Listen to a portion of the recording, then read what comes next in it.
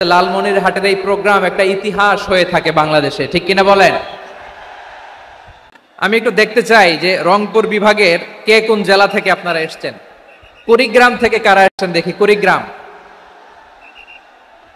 মাশাআল্লাহ মাশাআল্লাহ। আচ্ছা, গাইবান্ধা জেলার কে আসছেন? গাইবান্ধা, হ্যাঁ মাশাআল্লাহ। ঠাকুরগাঁও, ঠাকুরগাঁও অনেকে আসছেন। দিনাজপুর জেলা থেকে মাশাআল্লাহ। নীলফামারী, ঠিক আছে, ফি আমানিল্লাহ। পঞ্চগড় অনেক আসছে। রংপুর, রংপুর,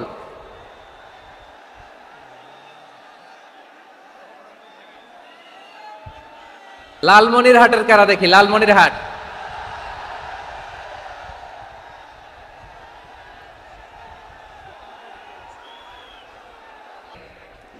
আচ্ছা। এই রংপুর বিভাগের বাইরে থেকে অন্য জেলার কারা কারা আসছেন দেখি? তাও আছে অনেকে, মাশাআল্লাহ। ঠিক আছে, ঠিক আছে। আজকের প্রোগ্রামে উপস্থিত আছেন প্রধান অতিথি হিসেবে অধ্যক্ষ আসাদুল হাবিব দুলু ভাই, সাংগঠনিক সম্পাদক বিএনপি, জাতীয় নির্বাহী কমিটির সভাপতি, জেলা বিএনপি লালমনিরহাট। বিশেষ অতিথি হিসেবে আমাদের অনেক ভাইরা এসছেন, সবাইকে শুকরিয়া জানাই। সভাপতিত্ব করছেন জনাব আব্দুল হাকিম। আইন শৃঙ্খলা বাহিনী, প্রশাসন, ভলান্টিয়ার্স, শুনেছি আমি প্রায় 5,000 ভলান্টিয়ার্স আপনারা নিয়োগ দিয়েছেন, আলহামদুলিল্লাহ আলহামদুলিল্লাহ। অনেক গোছালো প্রোগ্রাম। আমার প্রাণ ঢালা ভালোবাসা জানবেন, আমার হৃদয়ের গহীন থেকে ভালোবাসা নিবেন, শুভেচ্ছা জানবেন সবাই। ঠিক আছে, ঠিক আছে। প্রিয় ভাইরা, আমরা আর কাল বিলম্ব না করে মূল আলোচনায় চলে যেতে চাই। আজকে যে টপিকের উপর আমি কথা বলবো, টপিকটা হচ্ছে peaceful coexistence and communal harmony, শান্তিপূর্ণ সহাবস্থান এবং সাম্প্রদায়িক সম্প্রীতি। আমাদের বাংলাদেশে সাম্প্রদায়িক সম্প্রীতি আছে না নাই? আবহমান কাল থেকে আমরা মুসলিম, হিন্দু, বৌদ্ধ, খ্রিস্টান, পাহাড়ি, নৃগোষ্ঠী মিলেমিশে একাকার, আমরা সবাই মিলে বাংলাদেশ। আওয়াজ করে বলেন ঠিক কিনা? আমাদের পারস্পরিক সম্প্রীতি, ভালোবাসা, সৌহার্দ্যপূর্ণ আচরণ, বোঝাপড়া, এটা বেশ মজবুত, বেশ মজবুত। তবে মাঝে মাঝে আমাদের এই সম্প্রীতির ভেতরে অনেকে ফাটল ধরাতে চায়। আমরা যে সুখে আছি, শান্তিতে আছি, এটা অনেকের ভালো লাগে না, ঠিক কিনা বলেন? আমাদের মধ্যে সাম্প্রদায়িক সম্প্রীতি, সৌহার্দ্যপূর্ণ আচরণ, ভালোবাসা, এটা আবহমান কাল ধরে আছে। তার প্রমাণ, আমরা তাফসিরুল মাহফিলের আয়োজন করলে আমাদের হিন্দু ভাইরা ডিস্টার্ব করে না, ঠিক কিনা? এবং আমি যদি বলি হাত তোলেন, হিন্দু ধর্মের কারা কারা এসেছেন, কত শত কত হাজার যে হাত উঠবে, আপনি অবাক হয়ে যাবেন। আমি চাচ্ছি না হাত উঠাতে। খুলনাতে সর্বশেষ যে আমি প্রোগ্রাম করে গেলাম, সেখানে কয়েকশো হিন্দু ভাই আসছে আমাদের আলোচনা শুনতে, আলহামদুলিল্লাহ। অনেক বৌদ্ধরা আসে, অনেক খ্রিস্টানরা আসে। এবার সফরেও অনেক হিন্দু ভাইরা আমার সাথে দেখা করেছে। তারা বলেছে, হুজুর আমরা আপনার আলোচনা শুনি, আলহামদুলিল্লাহ বলেন। So it's our responsibility to present our religion to our non-Muslim brothers and sisters. আমাদের অমুসলিম ভাই বোনদের কাছে ইসলামের সৌন্দর্য তুলে ধরা, এটা আমাদের দায়িত্ব। We all are the ambassador of Islam.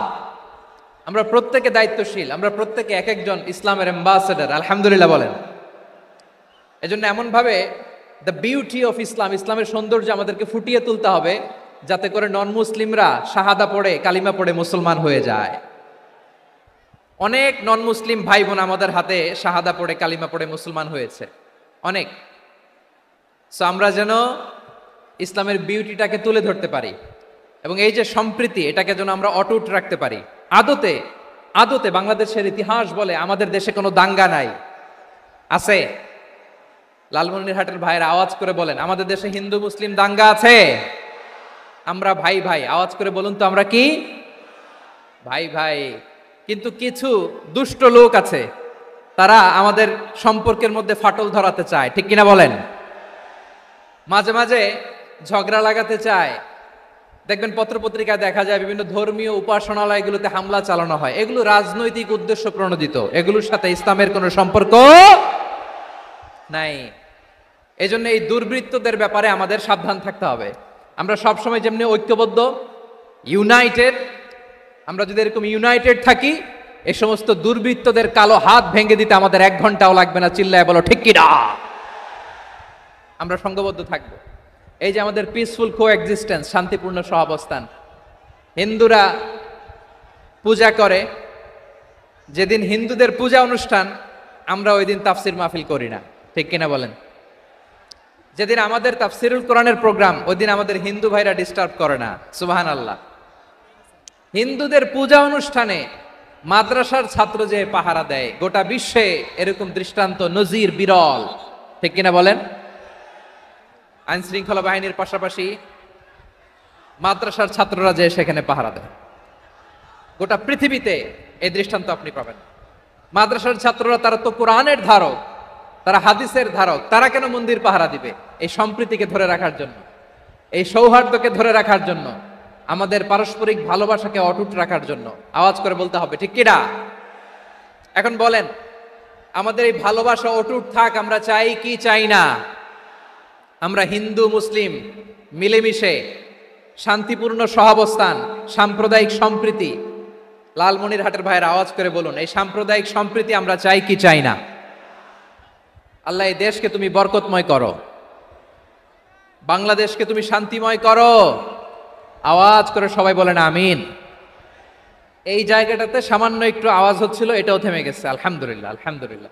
এখন একেবারে everything is in my control. মাশাআল্লাহ। ঠিক আছে, আমি মূল আলোচনায় যাই। প্রিয় ভাইরা, আমি বলেছিলাম আমার আলোচনার বিষয় হচ্ছে শান্তিপূর্ণ সহাবস্থান, সাম্প্রদায়িক সম্প্রীতি। আমরা দেখব ইসলাম আমাদেরকে কি কি দিক নির্দেশনা দেয়। শান্ত হইতে হবে। খরগোশের কানের মতো কান দুটো আমার দিকে করে রাখেন। আমি এখনো উঠে যাব, হাত নাড়ায় লাভ নাই, আমি উঠে যাব। তাকায় থাকো আর কান খাড়া, আওয়াজ হবে না। হ্যাঁ, মাশাআল্লাহ, মাশাআল্লাহ, ঠিক আছে। আমরা দেখবো যে রাসূল সাল্লাল্লাহু আলাইহি ওয়াসাল্লাম এই পিসফুল কোএক্সিস্টেন্সের জন্য আমাদের কি শিখিয়েছেন, কি কি গাইডলাইন দিয়েছেন। আমরা 1, 2, 3, 4 করে এগুলো আপনাদের সাথে শেয়ার করব। আমি আপনাদের খেদমতে সূরাতুল আনআমের 108 নম্বর আয়াত তেলাওয়াত করেছি।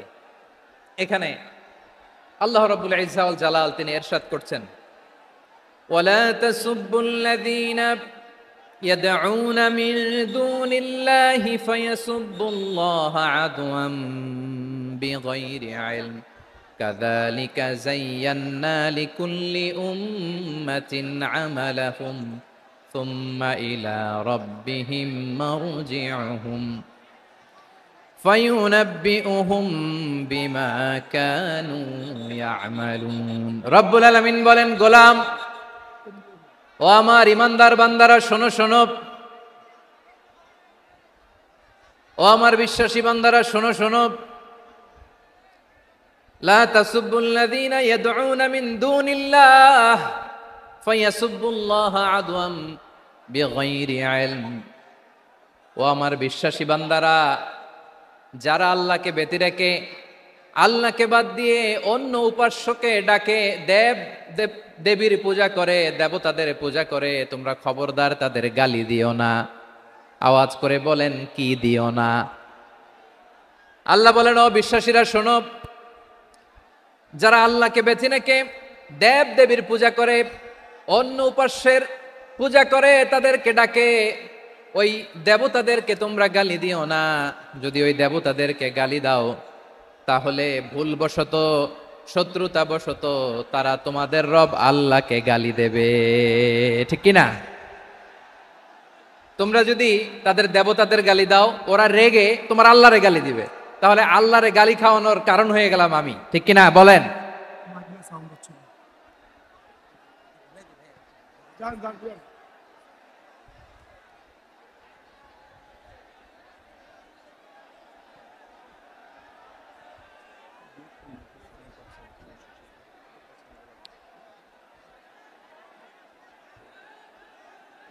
সম্মানিত ভাইয়েরা, এত বিশাল প্রোগ্রাম, মাইকের একটা সেটআপ থাকে, তারগুলো অনেক সময় নড়ে যায়, ধাক্কা ধাক্কিতে ডিসপ্লেস হয়, একটু ঝামেলা হবে।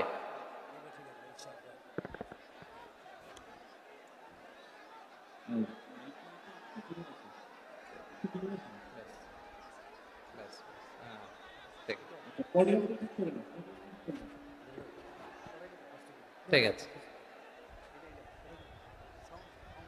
একটু একটু সমস্যা হবে মাঝে মাঝে। আপনারা শান্ত থাকলে, শান্ত থাকতে হবে। এইভাবে সাউন্ড নাই, এই নাই, এই বলতে বলতে আমার সময়ও নাই, উঠে যেতে হবে, এগুলো বোকামি।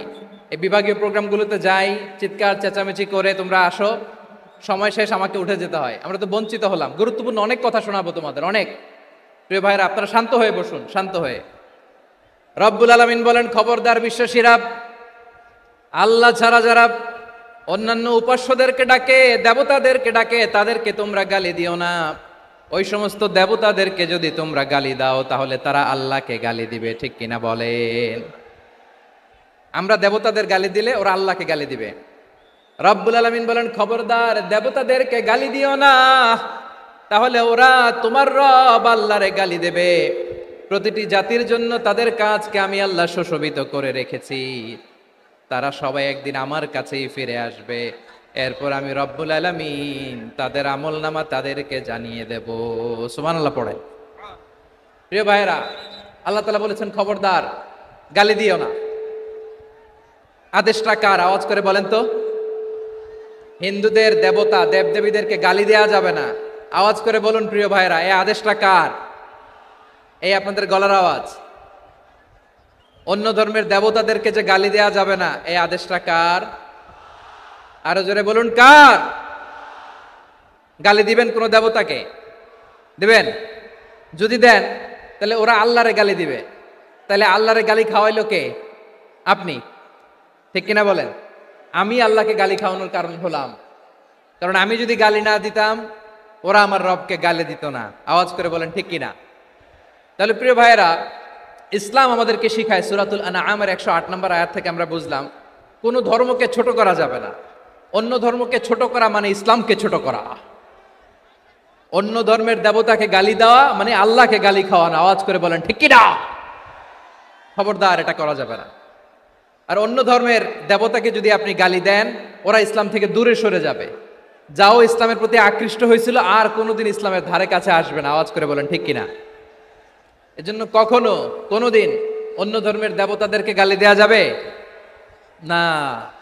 অন্য ধর্মের কোনো দেবতাদেরকে আমরা গালি দিব না, গালি দিব না, বরং ইসলামের beauty, the beauty of Islam, ইসলামের সৌন্দর্যকে আমরা তুলে ধরব। আমরা যদি বিশ্বনবী সাল্লাল্লাহু আলাইহি ওয়াসাল্লামের জীবনের দিকে তাকাই, তাহলে আমি দেখব বিষ্ণু ইসলাম মক্কাতে কিংবা মদিনাতে অন্য ধর্মের লোকদের সাথে খুব পিসফুলি লাইফ লিড করেছেন। হোক মুশরিক, হোক খ্রিস্টান, হোক ইহুদি, বিশ্বনবী সবার সাথে মিলেমিশে ছিলেন। আলহামদুলিল্লাহ বলেন। ইসলাম হচ্ছে পিসফুল রিলিজিয়ান। অন্য ধর্মের প্রতি সহনশীলতার সবক ইসলাম আমাদেরকে দেয়। কিন্তু প্রতিটি মুসলিমের এটা মনে রাখতে হবে, আল্লাহর কাছে পছন্দনীয় গ্রহণযোগ্য ধর্ম, জীবনাদর্শ একটি, সেটা হচ্ছে ইসলাম। আওয়াজ করে বলেন সেটা কি? লালমনিরহাটের ভাইয়েরা আওয়াজ করে বলুন, আল্লাহর কাছে মনোনীত ধর্ম একটি, সেটা কি? এজন্য রব্বুল আলামিন বলেন, ইন্নাদ-দীনা ইনদাল্লাহিল ইসলাম, আল্লাহর কাছে মনোনীত গ্রহণযোগ্য অ্যাকসেপ্টেড ধর্ম মতাদর্শ একটা, সেটা হলো ইসলাম। ইসলাম ছাড়া অন্য কোনো ধর্ম যদি কেউ তালাশ করে, তার ওই ধর্ম আল্লাহ গ্রহণ করবে না। ওমাইয়াবতাগি গায়রাল ইসলামি দীনান ফালাই ইউকবালা মিন ওয়া হুয়া ফিল আখিরাতি মিনাল খাসিরিন।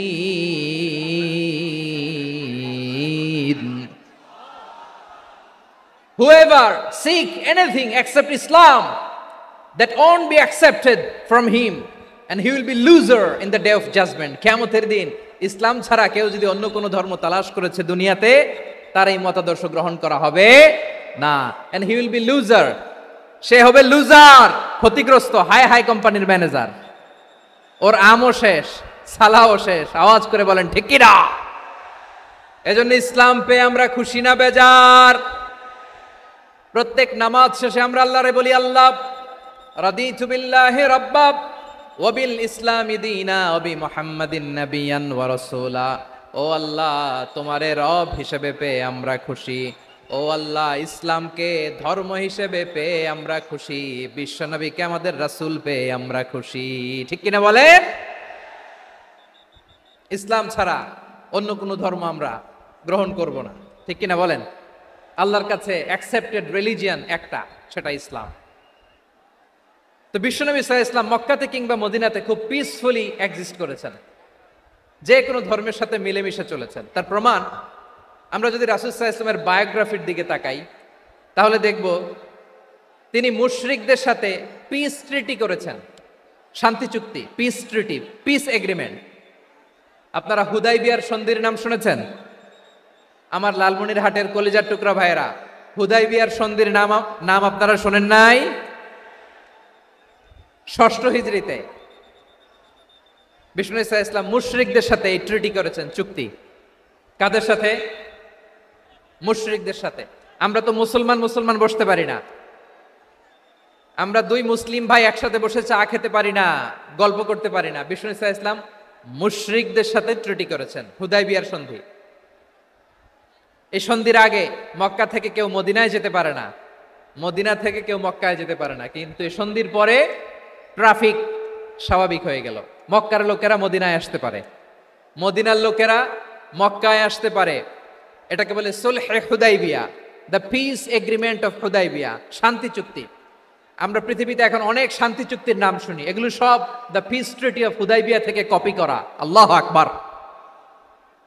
তাহলে বিশ্বনবী সাল্লাল্লাহু আলাইহি সাল্লাম তিনি যে শান্তিপূর্ণ সহাবস্থানে বিশ্বাসী ছিলেন, মুসলমানেরা যে অন্য ধর্মের প্রতি সহনশীল, তার প্রমাণ হচ্ছে এই পিস ট্রিটি। শুধু তাই নয়, মাইকের সাউন্ডটা একটু বাড়ায় দিতে হবে, খুব দুর্বল, একটু মজবুত করতে হবে, আর একটু ক্লিন করতে হবে, আর সবগুলা জায়গায় সাউন্ড যাচ্ছে কিনা একটু ক্রস চেক করতে হবে। হ্যাঁ, পাবেন দিচ্ছে mic operator, he is trying his level best, দিচ্ছে। মাইক অপারেটর যিনি আছেন, প্রতিটি জায়গায় প্রতিটি সাউন্ড বক্সে যেন আওয়াজ পাওয়া যায়, একটু ক্রস চেক করেন, সাউন্ডটাকে একটু স্ট্রং করে দেন। হ্যাঁ, ঠিক আছে, মাশাআল্লাহ। এদিকে তাকান, এদিকে। মক্কার পার্ট গেল, পিস এগ্রিমেন্ট করলেন, শান্তি চুক্তি। বিষ্ণু ঈসা ইসলাম মদিনায় যে কি করলেন? মদিনায় যে বিষ্ণু ইসা করলেন মদিনা সনদ, সাহিফাতুল মদিনা, এটার বলে মদিনা চার্টার। এই যে ওয়েস্টে, ইউরোপে, আমেরিকাতে তারা অনেক চার্টার করে, এই সব চার্টার মদিনা চার্টার থেকে কপি করা। আওয়াজ করে পড়েন সুবহানাল্লাহ। বিষ্ণু ঈসা ইসলাম মদিনায় গেলেন, মদিনাতে মুসলিম, মুশরিক, ইয়াহুদি, এই তিন ধর্মের লোক মিলে সব স্টেক হোল্ডার যারা আছে সবাইকে নিয়ে বিষ্ণু ঈসা ইসলাম মদিনা চার্টার করলেন, মদিনা সনদ। পড়েন সুবহানাল্লাহ। শুধু তাই নয়, মক্কাতে বিশ্বনবী পিস এগ্রিমেন্ট করলেন, শান্তি চুক্তি মুশরিকদের সাথে। মদিনাতে যে বিশ্বনবী মদিনা চার্টার করলেন, মদিনা সনদ করলেন ইহুদিদের সাথে। আবার মদিনাতে বিশ্বনবী ইহুদিদের সাথে পিস ডায়ালগ করলেন, ইন্টারফেথ ডায়ালগ করলেন, আন্তধর্মীয় সংলাপ করলেন, যেই সংলাপের মূল ভিত্তি ছিল তাওহীদ। মূল ভিত্তি ছিল কি? তাওহীদ। বিশ্বনবী ইহুদিদেরকে ডাকলেন, আহ্বান করলেন, কুল ইয়া আহলাল কিতাবি তাআলাউ ইলা কালিমাতিন সাওয়াইন বাইনানা ওয়া বাইনাকুম আল্লা না'বুদা ইল্লাল্লাহ ওয়া লা নুশরিকা বিহি শাইআন ওয়া লা ইয়াত্তাখিযা বা'দুনা বা'দান আরবাবাম মিন দুনিল্লাহ فإن تولوا فقولوا اشهدوا بأننا مسلمون। সুবহানাল্লাহ পড়েন। বিশ্বনবী মদিনার ইহুদিদের ডেকে বললেন, ও ইহুদিরা, শোনো শোনো, আসো এমন একটা আদর্শের প্রশ্নে আমরা একত্রিত হই, যে আদর্শের প্রচার তোমাদের নবীরাও করেছে, আমিও করি, যে আদর্শের কথা তোমাদের পবিত্র ধর্মগ্রন্থগুলোতে আছে, আমার কোরআনেও আছে। সেটা হলো তাওহীদ। আমরা এক আল্লাহ ছাড়া কারো ইবাদত করব না, আল্লাহর সাথে কাউরে শরীক করব না, আল্লাহ ছাড়া কাউরে রব মানব না। পড়েন সুবহানাল্লাহ। তাহলে আমার প্রিয় লালমনিরহাটের ভাইরা, মদিনাতে যে তিনি মদিনা চার্টার করলেন, মদিনা সনদ, পিস ডায়ালগ করলেন, শান্তির সংলাপ, ইন্টারফেথ ডায়ালগ করলেন, আন্তধর্মীয় সংলাপ যার ভিত্তি ছিল তাওহীদ। সুবহানাল্লাহ পড়েন। তাহলে অন্য ধর্মের প্রতি সব সময় ইসলাম সহনশীল, টলারেন্স। যদি আপনি দেখতে চান ইসলামের নবী বিশ্ব নবীর দিকে তাকান, ঠিক কিনা বলেন? আমরা তো সংখ্যালঘুদের রাইটস প্রোটেক্ট করার জন্য কত আইন বানাই, কত বৈঠক করি, কত সংবাদ সম্মেলন করি। বিষ্ণু সাল্লাল্লাহু আলাইহি ওয়াসাল্লাম সংখ্যালঘুদের রাইটসের ব্যাপারে, অধিকারের ব্যাপারে যে কথা বলেছেন, শুনলে আপনি অবাক হয়ে যাবেন। বিশ্বনবী বলেন, আলা মান যালামা মুআহাদান আও ইনতাকাসাহু আও কাল্লাফাহু ফাওকা তাআতিহি আও কাল্লাফাহু ফাওকা তাকাতিহি আও আখাযা মিনহু শাইআন বিগাইরি তিবি নাফসিন ওয়া আনা হাজিজুহু ইয়াউমাল কিয়ামা। খবরদার, জেনে রাখো, কেউ যদি কোনো সংখ্যালঘুর উপরে অত্যাচার করে, কোনো সংখ্যালঘুর প্রাপ্য থেকে যদি কেউ কাউকে ঠকায়, সংখ্যালঘুর উপর যদি কেউ কষ্ট দেয়, কোনো সংখ্যালঘুর সম্পদ যদি কেউ জোর করে কেড়ে নেয়, আমি কিয়ামতের দিন বিশ্বনবী ওই সংখ্যালঘুর পক্ষে আর ওই মুসলমানদের বিপক্ষে বাদী হয়ে দাঁড়াবো। সুবহানাল্লাহ বলতে পারলেন না? আল্লাহু আকবার। আপনি নামাজি, আপনি মুসল্লি, আপনি হাজী সাহেব, তাহাজ্জুদ পড়তে পড়তে কপালে দাগ ফেলে দিছেন, আপনার প্রতিবেশী হিন্দু, ভাবছেন আমার তো পাওয়ার আছে, ওর জমিটা দখল করি। বিশ্বনবী বলেন, কিয়ামতের দিন ওই হিন্দুর পক্ষে তোর বিরুদ্ধে আমি বাদী হয়ে দাঁড়াবো। পৃথিবীর কোন ধর্মে এরকম স্টেটমেন্ট পাবেন? পাবেন?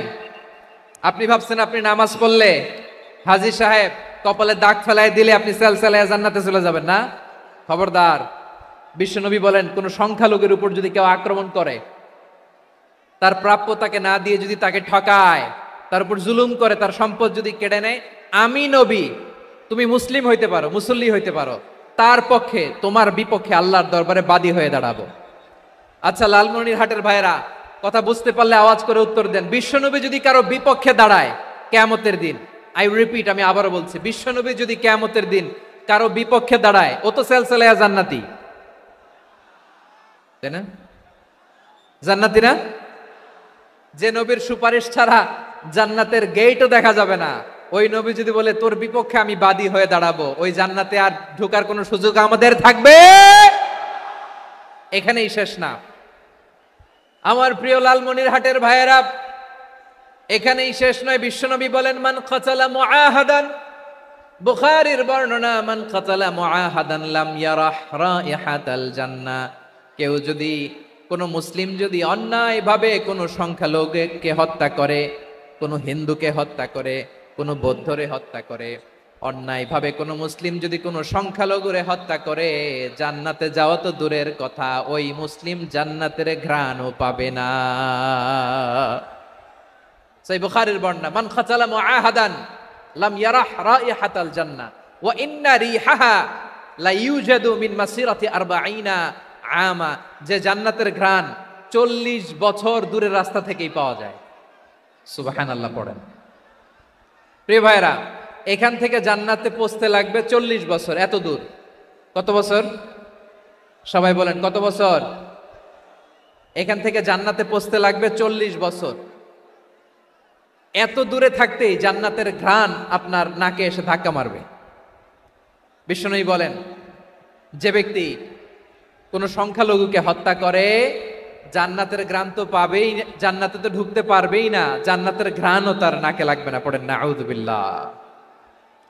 তাহলে সংখ্যালঘুদের ব্যাপারে ইসলামে অধিকার দেয়া আছে না নাই? লালমনিরহাটের ভাইয়ের আওয়াজ করে বলেন, আমার সংখ্যালঘু হিন্দু ভাইদের রাইটস, অধিকার আমাদের ইসলামে প্রোটেক্টেড আছে না নাই? এখানেই শেষ না। বিষ্ণু ইসলাম আপনার অমুসলিম প্রতিবেশীর সাথে ভালো আচরণ করতে বলেছে। আমাদের হয় না, এটা মুসলিম পাড়া, ওটা বৌদ্ধ পাড়া, হয় না? অনেক সময় হয় না, এটা আমাদের মুসলিম পাড়া, ওইটা হিন্দু পাড়া, এরকম আছে না নাই? লালমনিরহাটে নাই না? আছে? হিন্দু যদি আপনার প্রতিবেশী হয় কি করবেন? ওরে কষ্ট দিবেন নাকি? কেন? ও তো হিন্দু, ও তো আমার আল্লাহরে ডাকে না, ওরে কষ্ট দিলে জায়েজ হবে না? খবরদার। বিষ্ণু ইসলাম বলেন, মান কানা ইউমিনু বিল্লাহ ওয়াল ইয়াউমিল আখির ফালিউকরিম জারাহ। যে আল্লাহ বিশ্বাস করে আর আখেরাতে বিশ্বাস করে সেজন্য প্রতিবেশীর সাথে ভালো আচরণ করে। সুবহানাল্লাহ। কলিজা জুড়ায় যায় না আমার নবীর কথাগুলো শুনলে? যে আল্লাহ বিশ্বাস করে, যে আখেরাতে বিশ্বাস করে সেজন্য প্রতিবেশীর সাথে ভালো আচরণ করে। এখানে বলছে মুসলিম প্রতিবেশী বলছে, নামাজি প্রতিবেশী বলছে, আল্লাহওয়ালা প্রতিবেশী বলছে না। প্রতিবেশী আস্তিক হোক নাস্তিক হোক, প্রতিবেশী মুমিন হোক মুশরিক হোক, প্রতিবেশী হইলেই তার সাথে ভালো আচরণের দরকার আছে না নাই? আমার প্রিয় লালমনিরহাটের ভাইয়েরা, বিষ্ণু ইসা ইসলাম ওনার ইহুদি প্রতিবেশীদের দেখাশোনা করতেন। আওয়াজ না শোনা যাক, আমারও তো দেখা যায়, আমারও তো দেখা যায়। তাকায় থাকেন, তাকায় থাকলে সওয়াব হবে। কোরআনের কথা যেখান থেকে হয় এদিকে তাকায় থাকলেই বরকত। তাকায় থাকেন। জি জি, মাইক, আমি তো আর মাইক ঠিক করতে আসি না এদিকে, এই মাইক ঠিক করব ওই মাইক ঠিক করব, ওদিকে পাইলট বলবে হুজুর চলে আসেন। জি বসুন বসুন, মাশাআল্লাহ। হ্যাঁ খুব শান্ত, ঠিক আছে। পুলিশ ভাইরা না খেয়ে দিনরাত আপনারা যাতে সুশৃঙ্খল একটা প্রোগ্রাম উপহার পান এটাই চেষ্টা করতেছে, আপনাদেরকে কষ্ট দিতে আসে নাই, একটু একটু সহযোগিতা করেন। জি মাশাআল্লাহ, হ্যাঁ ঠিক আছে। আমার প্রিয় ভাইরা, প্রতিবেশী আস্তিক হোক নাস্তিক হোক, মুসলিম হোক হিন্দু হোক, তার সাথে ভালো আচরণ করতে হবে। বিষ্ণু ইসা ইসলাম ওনার ইহুদি প্রতিবেশীর বাসায় যেতেন। কোন প্রতিবেশী? ইহুদি। আওয়াজ করে বলেন, কোন প্রতিবেশী? ইহুদি। এক ইহুদি কিশোর বিষ্ণু ইসা ইসলামের খেদমত করতে, ইহুদি ছেলে আমার নবীর খেদমত করতো, তারা ছিল নবীর প্রতিবেশী। তো অনেক দিন হয় ইহুদি ছেলেটা আসে না। বিষ্ণুনবী খোঁজ দিলেন, ঘটনা কি? একটা ইহুদি ছেলে না আমার খেদমতে আসতো, ছেলেটা কই? খোঁজ নিয়ে জানলেন ছেলেটা অসুস্থ। বিষ্ণু ইসা ইসলাম ওই ইহুদির বাড়িতে চলে গেলেন ওই ছেলেটাকে দেখা করার জন্য, ভিজিট করার জন্য। সুবহানাল্লাহ পড়বেন না?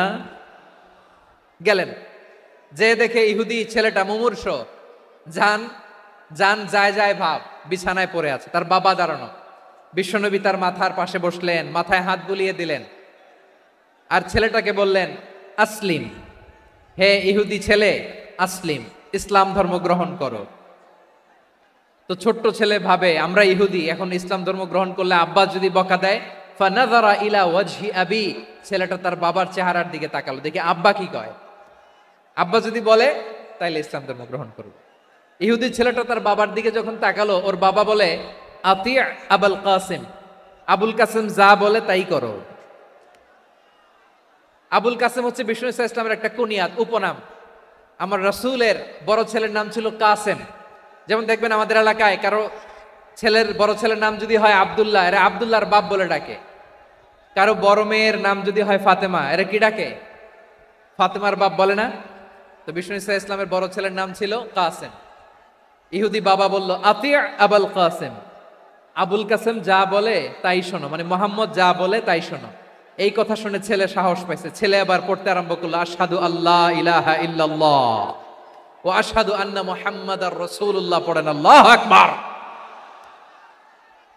বিশ্বনবীর আহ্বান শুনে ওই আহ্বানে সাড়া দিয়ে ইহুদি ছেলে শাহাদা পড়ে মুসলমান হয়ে গেল। তার হৃদয়টারে ঈমানের নূর দিয়ে আলোকিত করে দিল কে?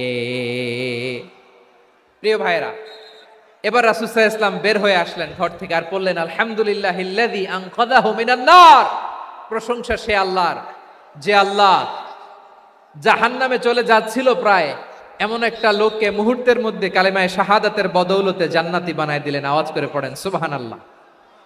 এই হাদিস থেকে আমরা কি শিখলাম? What is the moral of the story? এক নম্বর স্টোরি হলো, প্রতিবেশী ইহুদি হোক হিন্দু হোক, যাবেন, সুসম্পর্ক রাখবেন, উপহার দিবেন, বিপদে পাশে দাঁড়াবেন, তাইলেই তো আপনাদের প্রতি, মুসলমানদের প্রতি তারা আকৃষ্ট হবে, ঠিক কিনা বলেন? আপনি যদি হিন্দুদের সাথে বৌদ্ধদের সাথে নাই মিশেন, নাস্তিকের কাছে নাই যান, তো ইসলামের সৌন্দর্যটা ওরা বুঝবে কেমনে? আমার অনেক হিন্দু পরিচিত ভাই আছে, ওরা আমাদের ইফতারির প্রোগ্রামে এসে একসাথে ইফতারি করে। অনেক মদখোর আমার সাথে বসে একসাথে ডিনার করে, হাফ প্যান্ট পরা, গলায় স্বর্ণের চেইন, হাতে স্বর্ণের ব্রেসলেট, আইসা আমার সাথে ডিনার করছে, আছে এরকম। গাঁজাখোর, আমি বলি আসো, welcome welcome to my dinner, আসো বসো, বসলেই তো আমি ওর ডিএনএ, চিন্তার ডিএনএ চেঞ্জ করে দেওয়ার সুযোগ পাবো, চিল্লায় বলো ঠিক কিনা? আসতে হবে আমার কাছে। Hour door is open, the door of Islam is open 24/7। সব সময় আমাদের ইসলামের দরজা আমার অমুসলিম ভাইদের জন্য খোলা আছে না নাই? এই হাদিস থেকে দুইটা শিক্ষা। এক নম্বর শিক্ষা, প্রতিবেশী মুসলিম হোক অমুসলিম হোক, যান, অসুস্থ হইলে একটু আপেল নিয়ে যান, আঙ্গুর নিয়ে যান, কমলা নিয়ে যান, তাদের সাথে ভালো আচরণ করেন। ইসলামের বিউটি দেখে, সৌন্দর্য দেখে অবাক হবে, নসিব ভালো হলে কোনোদিন কালিমা পড়ে মুসলমান হয়ে যাবে। ঠিক কিনা বলেন?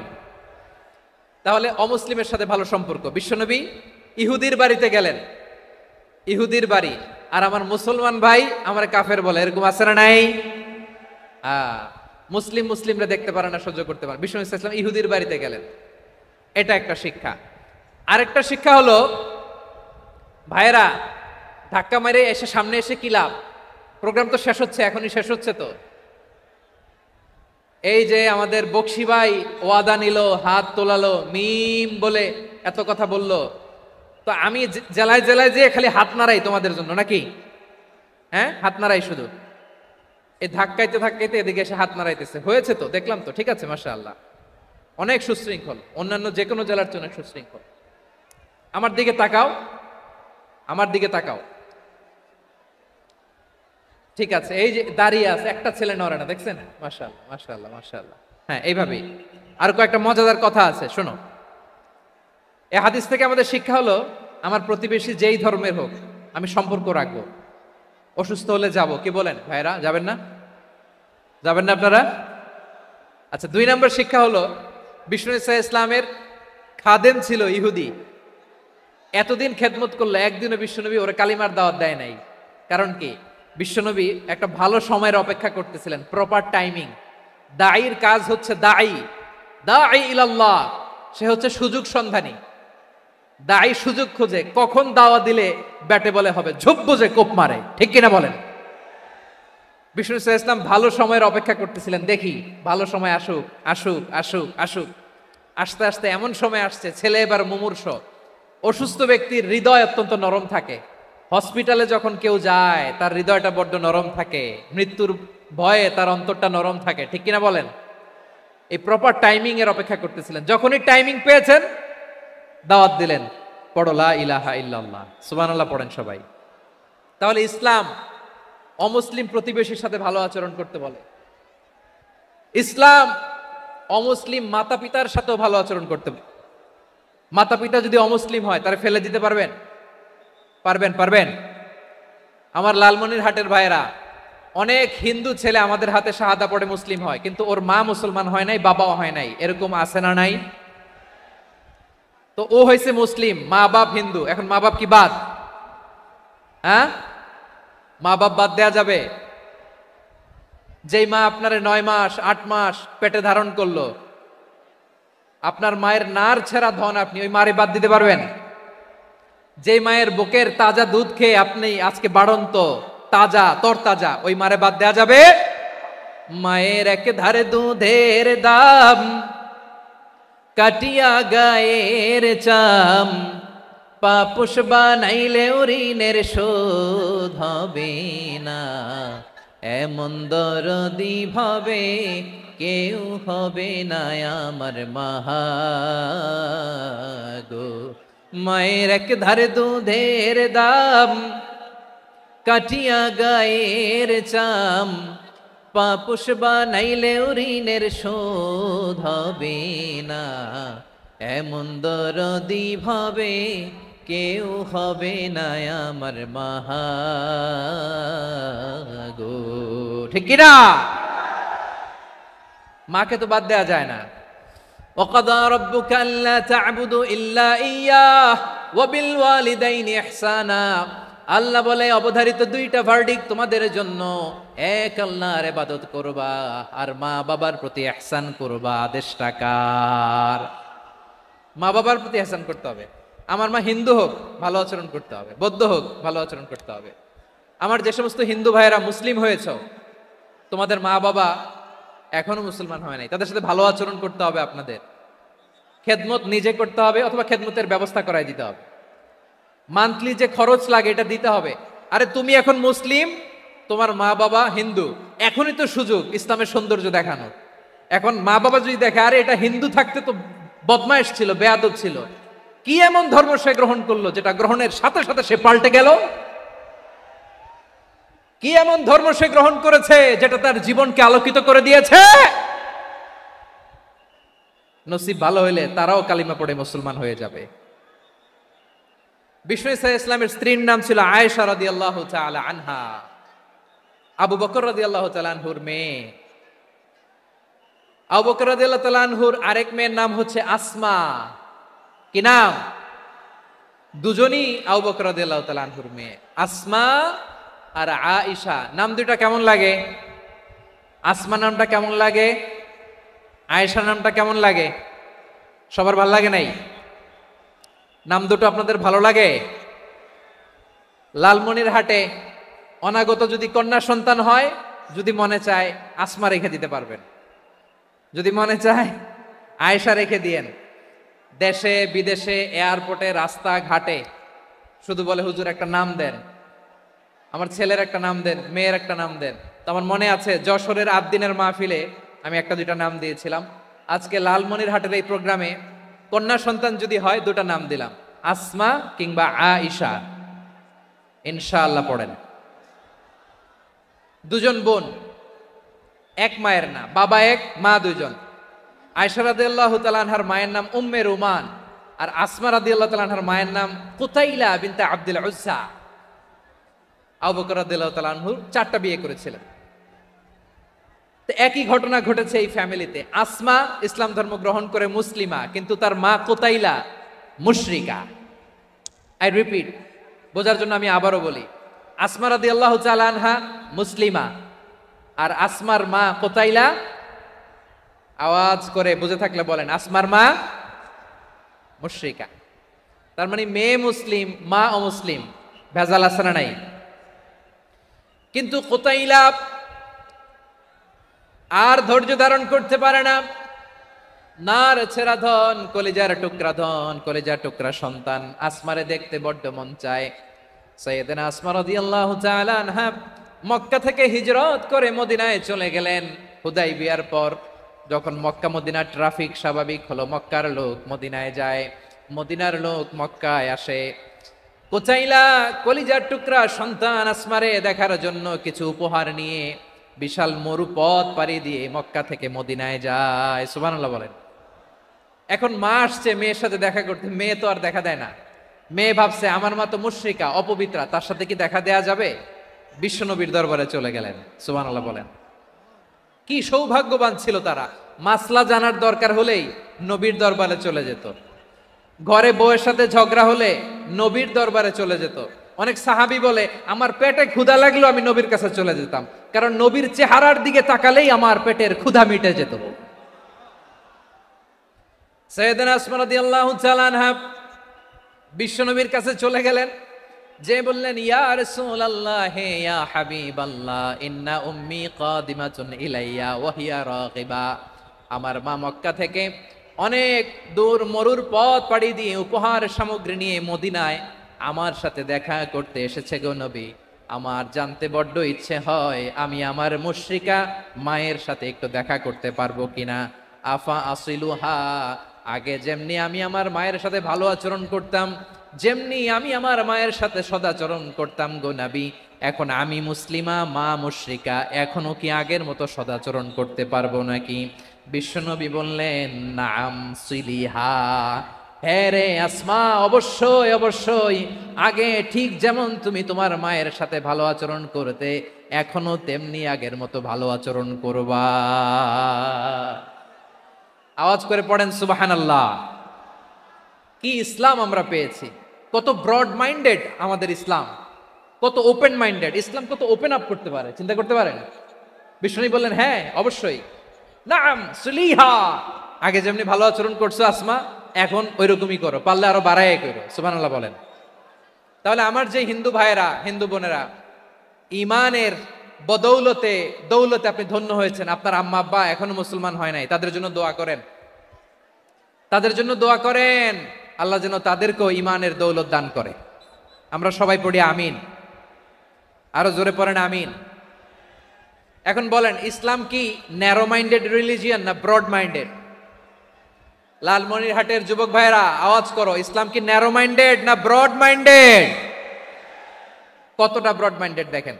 বিশ্বনবী সাল্লাল্লাহু আলাইহি সাল্লাম অমুসলিমরা যদি নবীকে উপহার দিত, ওই উপহারও বিশ্বনবী গ্রহণ করতেন। সুবহানাল্লাহ পড়েন। আপনার অমুসলিম বন্ধু যদি উপহার দেয়, সেটাও আপনি নিতে পারবেন, যেটা নেওয়া জায়েজ। কিন্তু আপনার বন্ধু যদি আপনার মদের বোতল দেয়, নিতে পারবেন? হ্যাঁ, মদের বোতল দিলে পারবেন না। আপনার বন্ধু যদি আপনার পর্ক দেয়, পর্ক, শুকরের গোশত মিশ্রিত কোনো খাবার, ওটা নিতে পারবেন না। হালাল যে কোনো জিনিস নিতে পারবেন।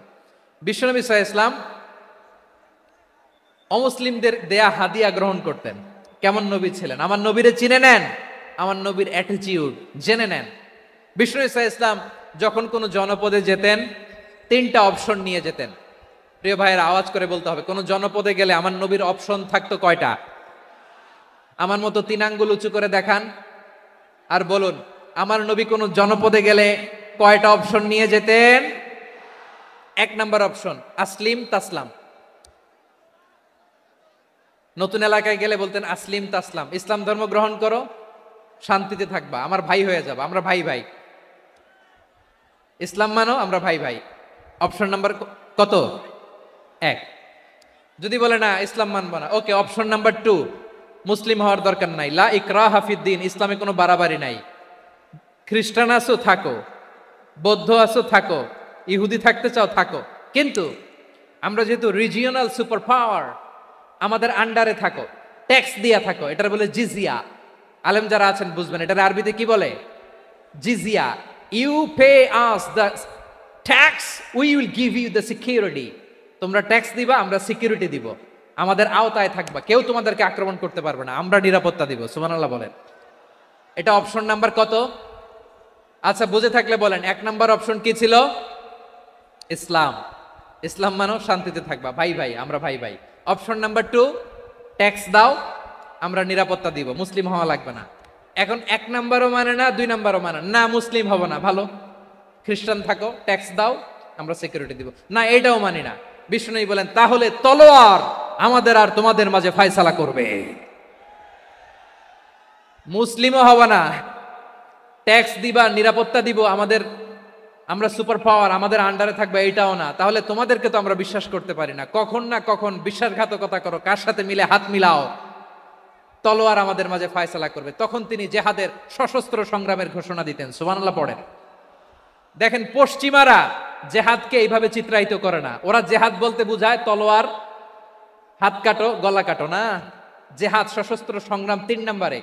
অধিকাংশ ক্ষেত্রেই বিশ্বনবীর সুন্দর আচরণ দেখে, আরে আমার নবীর যে নুরানি চেহারা, অনেকে তো কেবল সিরেফ চেহারাটা দেখেই কালিমা পড়ে মুসলমান হয়ে গিয়েছে। যারা মুসলিম হয় নাই, তারা তাদের ইসলামেই বলবৎ ছিল, ট্যাক্স দিয়ে ইসলামের আন্ডারে ছিল।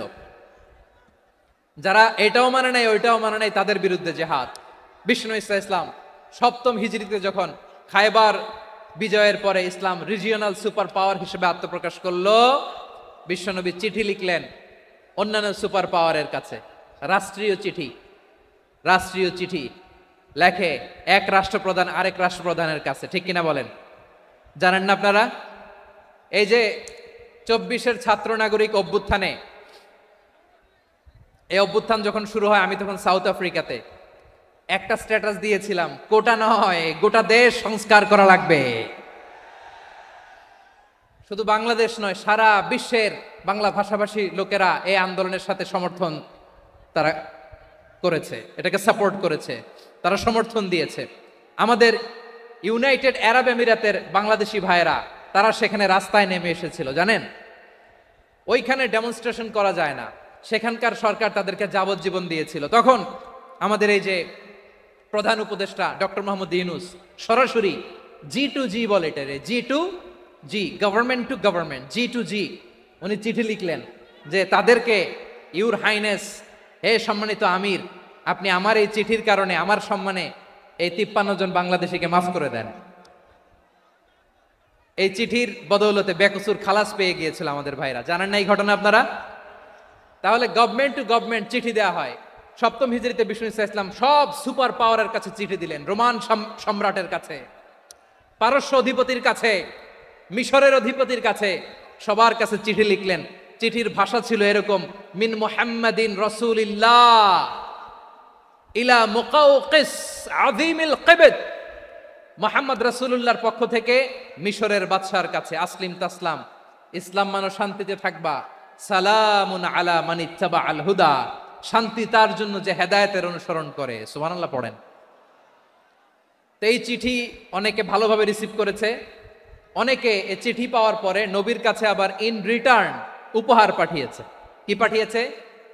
উপহার। মিশরের বাদশা মুকাউকিস তিনি বিশ্বনবীকে বিশাল এক উপহারের ডালি পাঠিয়েছেন। মিশরের বাদশা মুকাউকিস ছিলেন ধর্মে খ্রিস্টান। লালমনিরহাটের ভাইয়েরা আওয়াজ করে বলেন, মিশরের বাদশা ধর্মে কি ছিল? খ্রিস্টান। কি উপহার দিয়েছিল আমার নবীকে? শুনতে মনে চায়? আওয়াজ নাই লালমনিরহাটের গলায়, শুনতে মনে চায়? 1000 স্বর্ণ মুদ্রা, 1000 স্বর্ণ মুদ্রা। 2টা খ্রিস্টান দাসী, একজনের নাম মারিয়া বিনতে শামউন আল কিবতিয়া, আরেকজনের নাম সিরিন বিনতে শামউন আল কিবতিয়া। একজন খ্রিস্টান দাস 20 থান কাপড় জামা বানানোর জন্য, আমরা নবী যেন সেলাই করে জামা বানাতে পারে এজন্য 20 থান কাপড়, 20 থান ফাইন গার্মেন্ট। সুবহানাল্লাহ পড়বেন না? এরপরে একটা গাধা যেটার নাম ছিল উফাইর, আর একটা খচ্চর, এটার নাম ছিল দুলদুল। খচ্চর চিনেন? গাধা আর ঘোড়ার ক্রসিং এ যে প্রাণীটা দুনিয়াতে আসে ওটার খচ্চর বলে।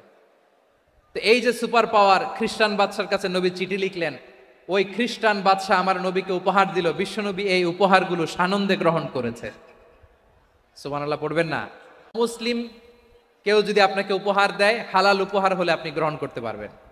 অনুরূপভাবে পারস্যের বাদশা, রোম সম্রাট বিশ্বনবীকে উপহার পাঠিয়েছেন, আমার নবী সবগুলো উপহার গিফট গ্রহণ করেছেন। সুবহানাল্লাহ বলেন। তাহলে প্রিয় লালমনিরহাট আওয়াজ করে বলুন, ইসলাম কি ন্যারো মাইন্ডেড রিলিজিয়ন না ব্রড মাইন্ডেড? আম্মাজান আয়েশার কাছে মাসালা জানতে চায় মেয়েরা, হে আম্মাজান, অগ্নি উপাসকেরা তাদের ঈদের দিন নওরোজের সময় আমাদেরকে পাখি দেয়, নেওয়া যাবে? উনি বললেন, ওরা জবাই করে দিলে নেওয়া যাবে না, কিন্তু ওরা যদি ফলমূল এরকম খাবার দেয় এগুলো নেওয়া যাবে। তার মানে অমুসলিমদের দেয়া উপহার এটা গ্রহণ করা যায়। সুবহানাল্লাহ বলেন। শুধু তাই নয়, বিষ্ণু ঈসা ইসলাম অমুসলিমদের সাথে আর্থিক লেনদেনও করেছেন, ফিনান্সিয়াল ডিলিং করেছেন। অমুসলিমদের সাথে প্রয়োজনে আপনি ফিনান্সিয়াল ডিলিং করতে পারবেন। আমরা প্রায় দেখি বাজারের মিষ্টির দোকানগুলো আমার হিন্দু ভাইদের। লালমনিরহাটে মিষ্টির দোকান, দইয়ের দোকান কারা চালায়? হিন্দুরা চালায় না। তারপরে যে বারবার শপ, চুল কাটে যে নাপিত, অধিকাংশ নাপিতের দোকানে কারা? আমার হিন্দু ভাইরা। তা আপনি চুল কাটতে পারবেন কিনা? পারবেন কিনা বলেন? পারবেন। তার দোকান থেকে দই মিষ্টি কিনতে পারবেন কিনা? হ্যাঁ, আমার মুসলিম ভাইয়ের দোকান থাকলে ওইটারে আমি বেশি প্রায়োরিটি দিব, ঠিক কিনা? কিন্তু যদি তাদের সার্ভিস নিতে চান, প্রোডাক্ট নিতে চান, পারবেন। তার দলিল সহিহ বুখারী, আম্মা জান আয়েশা রাদিয়াল্লাহু তাআলা আনহা বলেন, ইশতারা রাসূলুল্লাহ সাল্লাল্লাহু আলাইহি ওয়াসাল্লাম মিন ইয়াহুদিয়িন তুআমান ওয়া রাহানাহু দিরআহু মিন হাদিদ।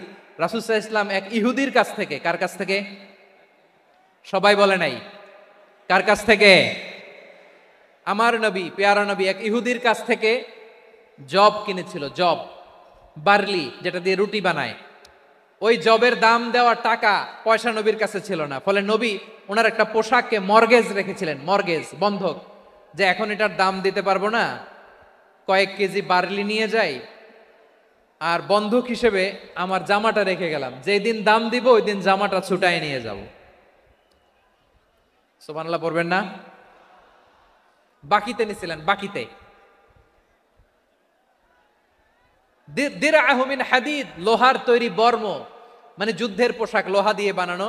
বিশ্বনবী বললেন, কয়েক কেজি জব দাও, টাকাটা পরে দিব, এখন টাকা নাই, বন্ধক হিসেবে, মর্গেজ হিসেবে আমার জামা রেখে গেলাম, যখন টাকা দিব জামা ছুটায় নিব। আওয়াজ করে বলতে হবে সুবহানাল্লাহ। এ থেকে বোঝা গেল অমুসলিমদের সাথে ফিনান্সিয়াল ডিলিং করা যায়, অর্থনৈতিক লেনদেন করা যায়, কেনাবেচা করা যায়, প্রোডাক্ট কেনা যায়। এমনকি আমাদের মসজিদে নববীতে বারান্দায় আপনার একটা অটোমেটিক ফ্লাইং আমব্রেলা দেখছেন? সূর্য যখন বাড়ে মসজিদে নববীর বারান্দায় ইয়ার্ডের মধ্যে অটোমেটিক্যালি কিছু আমব্রেলা আছে, সাঁ করে খুলে যায়, আর সূর্যের তাপ লাগে না। আবার সন্ধ্যাবেলায় এই আমব্রেলাগুলো ওরা ক্লোজ করে ফেলে, দেখেন নাই না? দেখছেন?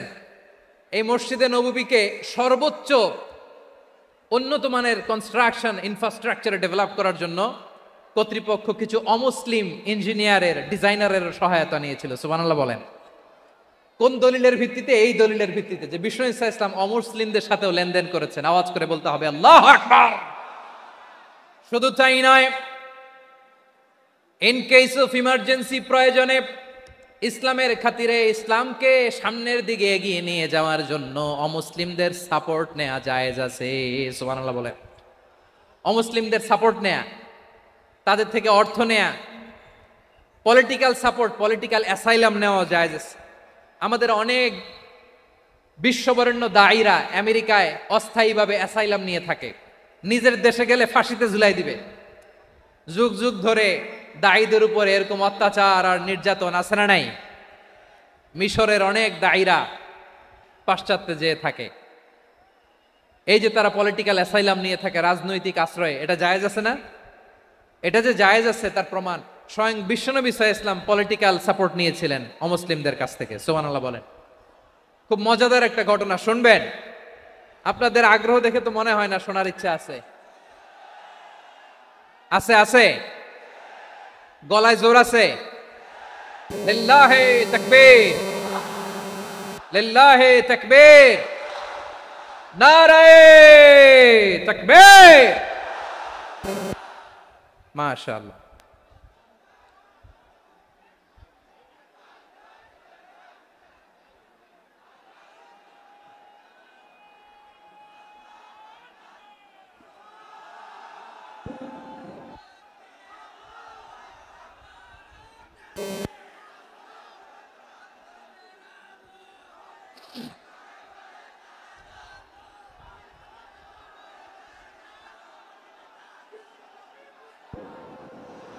মাশাআল্লাহ মাশাআল্লাহ।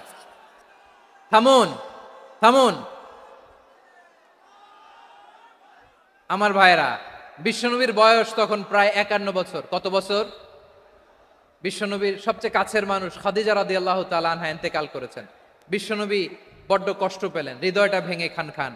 যিনি ঘরের ভেতরে বিশ্বনবীকে সান্ত্বনা দিতেন, ভালোবাসা দিতেন, বাইরে গেলে কুরাইশরা বকাঝকা করে, অত্যাচার করে, কিন্তু আম্মাজান খাদিজা রাদিয়াল্লাহু তাআলা আনহা ঘরটারে এমন শান্তির নীর বানায় রেখেছেন, এই ঘরের ভিতরে ঢুকলে বিশ্বনবীর কলিজাটা ঠান্ডা হয়ে যেত। এজন্য রব্বুল আলামিন বলেন, খাদিজা, ও আমার বান্দি খাদিজা, জান্নাতে এমন স্পেশাল একটা ঘর আমি তোমার জন্য রেডি করে রেখেছি। ওই ঘরের মধ্যে কোনো আওয়াজ নাই, ওই ঘরের মধ্যে কোনো নয়েজ নাই, ওই ঘরে কোনো বিশৃঙ্খলা নাই। কারণ মক্কার জমিনে আমার নবী কুরাইশদের বিশৃঙ্খলা, নয়েজ আর ঝামেলাগুলোকে উপেক্ষা করে যখন তোমার ঘরের ভিতরে ঢুকতো, ঘরটারে তুমি শান্তির নীর, ঠান্ডা, নীরব, নিস্তব্ধ, নিঝুম আর শান্তির নীর বানিয়ে রেখেছ। এজন্য জান্নাতে স্পেশাল একটা শান্তির নীর আমি তোমারে উপহার দেব। ওই প্রিয়তমা স্ত্রী খাদিজা ইন্তেকাল করলেন, বিশ্বনবীর হৃদয় ভেঙে খান খান। আবার ওনার চাচা আবু তালেব ইন্তেকাল করলেন, যিনি পলিটিক্যাল শেল্টার দিতেন নবীকে। কে দিতেন? আবু তালেবের ভয়ে, বিশ্বনবীর এই চাচার ভয়ে কোনো মুশরিক নবীর গায়ে হাত দেওয়ার সাহস পায় নাই। এখন স্ত্রীও নাই, চাচাও নাই, নবীকে আশ্রয় দেওয়ার কেউ নাই। নবীর চারদিকে অন্ধকার। নবী এখন কই যাবেন? আমার পেয়ারা নবী নতুন স্টেশন খুঁজতেছেন, নতুন দাওয়াতি প্ল্যাটফর্ম খুঁজতেছেন। তিনি যায়েদ বিন হারেসা রাদিয়াল্লাহু তাআলা আনহুকে নিয়ে মক্কার পাশের একটা নেইবরিং সিটি তায়েফে চলে গেলেন। কোথায় চলে গেলেন? লালমনিরহাটের ভাইয়ের আওয়াজ করে বলেন, কোথায় গেলেন? তায়েফে চলে গেলেন দিনের দাওয়াত দেওয়ার জন্য। কি দেওয়ার জন্য? নাকি জমি কিনতে গেছিলেন? জমি কিনতে? দুনিয়ার যশ খ্যাতির জন্য? নিজের কোনো লাভের জন্য? তায়েফবাসীদেরকে জাহান্নামের আগুন থেকে বাঁচানোর জন্য। আওয়াজ করে বলতে হবে ঠিক কিনা? বিশ্বনবী বিশাল মরুপথ, পাহাড়ি পথ পাড়ি দিয়ে তায়েফের মরুজমিনে গেলেন কোরআনের দাওয়াত নিয়ে, ইমানের দাওয়াত নিয়ে। কিন্তু তায়েফের লোকেরা বিশ্বনবীর দাওয়াতকে শুধু প্রত্যাখ্যান করেই থামে নাই, তারা বিশ্বনবীর সাথে অত্যন্ত খারাপ আচরণ করেছে, বিশ্বনবীকে শারীরিকভাবে হেনস্থা করেছে, আমার নবীকে শারীরিকভাবে অত্যাচার করেছে, আমার পেয়ারা নবীর গায়ে পাথর মেরেছে, বিশ্বনবীর গা বেয়ে ঝরঝর করে রক্ত ঝরেছে, নবী জামিনের মধ্যে লুটিয়ে পড়েছেন, আবার মেরেছে, আবার নবী হাঁটতে শুরু করলেন, পেছন থেকে আবার মেরেছে, আবার নবী রক্তাক্ত হয়ে জামিনের মধ্যে লুটিয়ে পড়লেন, আবার মেরেছে। বিশ্বনবীর মতো এত সুশ্রী মানব, বিশ্বনবীর মতো এত শুভ্র মানব, বিশ্বনবীর মতো এমন চমৎকার দেহাবয়ব দিয়ে রব্বুল আলামিন কাউকে বানান নাই। এরকম চমৎকার মানুষটাকে তারা তায়েফের ওই জমিনে রক্তাক্ত করেছে। বিশ্বনবী দুনিয়ার কোনো স্বার্থের জন্য সেখানে যান নাই, নিজের কোনো লাভের জন্য, প্রাপ্তির জন্য যান নাই, তায়েফবাসীদের জাহান্নামের আগুন থেকে বাঁচাতে গিয়েছেন। ঠিক কিনা বলেন? খে না খে দিন প্রচারের কাজে নিজেকে দিয়েছ বিলিয়ে, তায়েফের কাফিরেরা চিনল না সে আলো, দুষ্ট ছেলেদের পিছু দিল লেলিয়ে, পাথরের আঘাতে ক্ষত বিক্ষত হয়ে সারা শরীর থেকে রক্ত ঝরে। হে রাসূল তোমাকে ভুলি আমি কেমন করে, হে রাসূল তোমাকে ভুলি আমি কেমন করে। পারেন না আপনারা? ধরুন আমার সাথে, হাজার ব্যথা বেদনার পরে ফিরে আসনি তুমি আপন ঘরে, দিনের আলো তুমি ছড়িয়ে দিতে, চলে গেলে মদিনায় মক্কা ছেড়ে। হে রাসূল তোমাকে ভুলি আমি কেমন করে, হে রাসূল তোমাকে ভুলি আমি কেমন করে। ঠিক কিনা বলে? প্রিয় ভাইরা, তায়েফের ছেলেরা নবীকে রক্তাক্ত করলো। আমার নবী কই যাবে? কই যাবে? মক্কায় জায়গা নাই, তায়েফে জায়গা নাই। তায়েফ থেকে ভারাক্রান্ত মন নিয়ে আমার নবী মক্কায় ফিরে আসলেন। বিশ্ব নবী মক্কায় ঢুকতে পারেন না। মক্কার মরুভূমির দিকে তাকিয়ে, উপত্যকার দিকে তাকিয়ে বিশ্বনবী ধা ধা করে কাঁদেন, ঝরঝর করে নবীর চেহারা মোবারক থেকে চোখের পানিগুলো বেয়ে বেয়ে পড়ে। আমার জন্মস্থান, আমার শৈশব, কৈশোর, যৌবন কেটেছে এই মক্কায়, আমার এলাকায় আমি ঢুকতে পারি না। বিশ্বনবী মক্কার অনতি দূরে দাঁড়িয়ে জায়েদকে পাঠালেন, জায়েদ যাও দেখো কেউ আমাকে সাপোর্ট করার মতো আছে কিনা, যাও অমুকের কাছে যাও। জায়েদ গেলেন, তারাও প্রত্যাখ্যান করে ফিরিয়ে দেয়। বিশ্বনবী বললেন যাও অমুক লোকের কাছে যাও, তিনিও প্রত্যাখ্যান করে ফিরিয়ে দিলেন। কেউ বিশ্বনবীকে আশ্রয় দিতে রাজি হয় না। নিজ জন্মভূমিতে বিতাড়িত বিশ্বনবী, সর্বশেষ বিশ্বনবী বললেন যাও মুতঈম ইবনে আদির ঘরে যাও। মুতঈম ইবনে আদি মুশরিক, তার কাছে যাও। গেলেন, মুতঈম ইবনে আদি রাজি হয়ে গেল। সুবহানাল্লাহ বলেন। দেখেন, অনেক বিপদের সময়ও আমি নিজে সাক্ষী, সামাজিকভাবে, রাজনৈতিকভাবে কত ঝঞ্ঝা, কত ষড়যন্ত্র, কত কনস্পাইরেসি পাড়ি দিয়ে আমাদেরকে সামনে এগিয়ে যেতে হয়। এই শত্রুদের ভেতরেও একজনকে দাঁড় করিয়ে দেয় যে আল্লাহর কোরআনের জন্য রেডি হয়ে যায়। পড়েন সুবহানাল্লাহ। মুতঈম ইবনে আদি, আল্লাহ তার মনকে নরম করে দিলেন। মুতঈম বলে, মুহাম্মদ আমি তোমাকে আশ্রয় দিব। তার দুই ছেলেকে পাঠালেন, যাও খোলা তলোয়ার নিয়ে, স্কট দিয়ে, গার্ড অফ অনার দিয়ে মোহাম্মদকে মক্কায় ঢুকাও, আর বলো আমি আমান দেব। আমান কি দিব? আমান মানে সিকিউরিটি, নিরাপত্তা। সিকিউরিটি ছাড়া, আমান দেওয়া ছাড়া কেউ থাকতে পারতো না মক্কায়। দুই ছেলে বিষ্ণু ইসা ইসলামকে নিয়ে আসলো। নবী কাবার চারদিকে তাওয়াফ করলেন, নামাজ পড়লেন। আবু জাহেল, উতবা, শাইবা, ওয়ালিদ ইবনে মুগীরা সবাই দেখে, কেউ কিছু করতে পারে না। কারণ মুতঈম ইবনে আদি ঘোষণা দিয়েছেন, আমি মুহাম্মদকে আমান দিয়েছি, মুহাম্মদের গায়ে যেন কেউ স্পর্শ না করে। আওয়াজ করে পড়েন সুবহানাল্লাহ। নবীর এই বিপদকালে মুহূর্তে মুতঈমের হৃদয়টারে নরম করে দিল কে? আচ্ছা, লালমনিরহাটের ভাইয়েরা বলেন, এই মুতঈম কি মুসলিম ছিল না মুশরিক? সবাই বলতে হবে মুসলিম না মুশরিক। তাহলে মুশরিকের কাছ থেকে নবী পলিটিক্যাল অ্যাসাইলাম, আধুনিক রাষ্ট্রবিজ্ঞানের ভাষায় পলিটিক্যাল অ্যাসাইলাম, যেটাকে বলে রাজনৈতিক আশ্রয়, ওনার আমান বা নিরাপত্তার এই ঘোষণায় তিনি মক্কায় ঢুকলেন। যতদিন নিরাপত্তা ছিলেন। মুতিম যখন মারা গেল, বিষ্ণু ইসলাম হিজরত করে মদিনায় চলে গেলেন। সুবহানাল্লাহ। কিন্তু মুতিম যে বিশ্বনবীর উপকার করছে এটা বিশ্বনবী ভুলে নাই। আমাদের অনেকে আছে উপকার করার পরে আর খেয়াল থাকে না, খাওয়ার পরে গলা দিয়ে নামলে আর খেয়াল থাকে না। এরকম আছে না নাই? আমার নবী ভুলে নাই। বদরের প্রান্তরে 70 জন কাফেরকে যখন বন্দি করে বিশ্বনবীর সামনে হাঁটু গেড়ে দাঁড় করানো হলো, বসানো হলো, 70 জন কাফের। কয়জন? বিশ্বনবী তাদের দিকে তাকিয়ে বললেন, সহিহ বুখারীর বর্ণনা, লাউ কানাল মুতঈম ইবনে আদি হাইয়ান সুম্মা কাল্লামানি হাউলা ইন্নাতনা লা তারাকতুহুম লাহু। বদরের প্রান্তরে 70 জন বন্দি কাফিরের দিকে তাকিয়ে আমার নবী বললেন, আজকে মুতঈম ইবনে আদি যদি বেঁচে থাকতো আর তোমাদের 70 জনের ব্যাপারে যদি মুতঈম এক বাক্যে একটা সুপারিশ করত, তার সম্মানে আজকে তোদের সবাইরে আমি মাফ করে দিতাম। সুবহানাল্লাহ। নাই ওই যে চিল্লাচিল্লি যে কথা বোঝে নাই, কোন জিনিস মিস করছে ওরা নিজেরাও বোঝে নাই। বিশ্বনবী মুতঈমের এই সাহায্যের কথা বলে নাই। 70 জন মুশরিক হাঁটু গেড়ে বসা, নবী চাইলে এখনই এক্সিকিউশন অর্ডার দিতে পারে। তিনি বললেন, আজকে যদি মুতঈম বেঁচে থাকতো আর মুতঈম যদি তোদের জন্য সুপারিশ করতে, এই আবর্জনাগুলোর ব্যাপারে সুপারিশ করতে, আমি মুহূর্তেই তোদেরকে এমনি মাফ করে দিতাম। এবার বলেন, ইসলাম কি ন্যারো মাইন্ডেড না ব্রড মাইন্ডেড? শুধু তাই নয়, যাকে যে সম্মান দেয়ার আমার নবী দিতেন, হোক আস্তিক হোক নাস্তিক, হোক মুসলিম হোক অমুসলিম। বিষ্ণু ইসলাম যখন রোমান সম্রাটের কাছে চিঠি লিখেছেন, আমার প্রিয় লালমনির হাটের ভাইরা, অল্প কয়েক মিনিট কয়েকটা জরুরি কথা বলবো, এদিকে তাকান, এদিকে তাকান।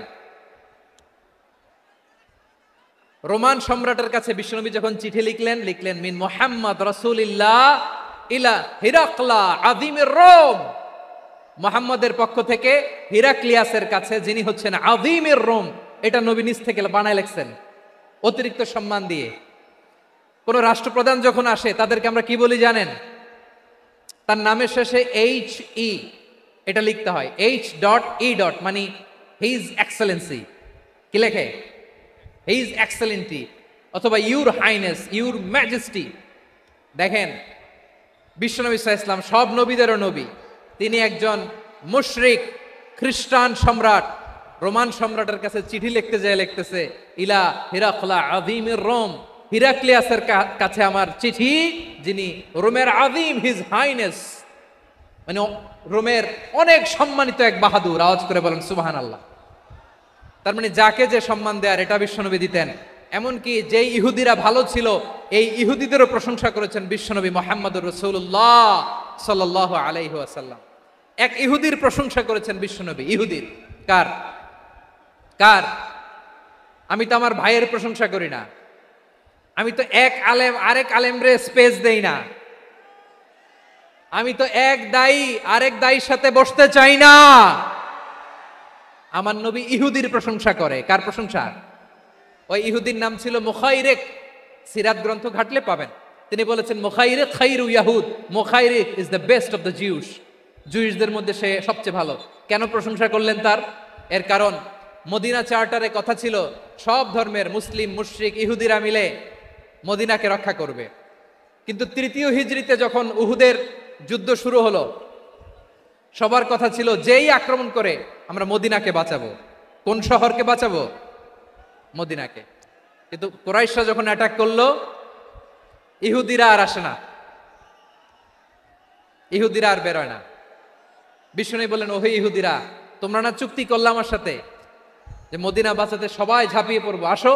একটা ইহুদিও বেরোয় না, কেউ আসে না সেদিন, একজন ছাড়া। তার নাম মুখাইরেক। তার নাম কি? মুখাইরেক বাহাদুরের মতো ঘোড়সাওয়ার হয়ে বেরিয়ে গেলেন এবং বললেন, গোটা ইহুদি সাম্রাজ্যের একজনও যদি না আসে, আমি মুখাইরেককে কেউ ঘরে আটকে রাখতে পারবে না।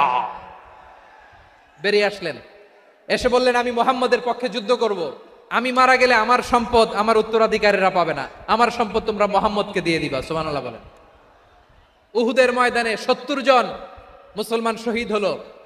এই ইহুদি, সেও মুসলমানের পক্ষে যুদ্ধ করে নিহত হলো। সুবহানাল্লাহ বলেন। মুসলিমদের লাশ যখন নিয়ে আসা হলো, এই মুখাইরিকের লাশও নিয়ে আসা হলো। মুসলিমদের লাশের পাশে মুখাইরিকের লাশ দেখে বিশ্বনবী মুখাইরিকের প্রতি অনেক খুশি হলেন। আর বিশ্বনবী খুশি হয়ে বললেন, মুখাইরিক খৈরু ইয়াহুদ, মুখাইরিক যদিও তুমি ইহুদি, তারপরেও তুমি সব ইহুদিদের মধ্যে সেরা ইহুদি। পড়েন সুবহানাল্লাহ। আমার নবী ইহুদিকেও সম্মান দিতে কার্পণ্য করে নাই। আওয়াজ করে বলেন আল্লাহু আকবার। প্রিয় ভাইরা, এবার সর্বশেষ আওয়াজ করে বলেন, ইসলাম কি ন্যারো মাইন্ডেড নাকি ব্রড মাইন্ডেড? সবাই বলেন ন্যারো মাইন্ডেড না ব্রড মাইন্ডেড?